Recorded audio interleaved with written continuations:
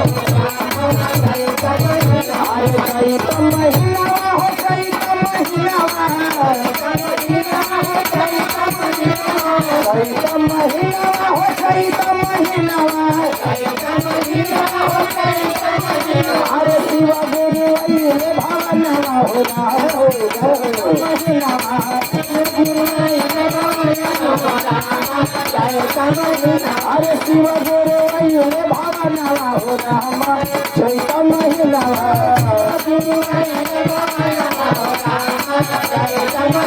अरे नम शिव करे गुरु भाई नम शिव करे गुरु भाई पहले महेंद्र कवि सवे समझाई पहले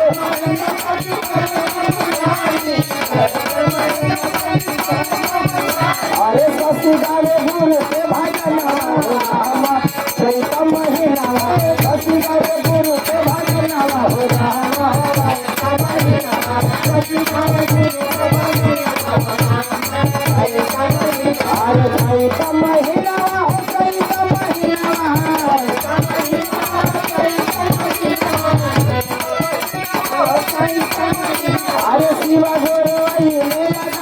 हो रामा चैत महिनावा तीन गुरु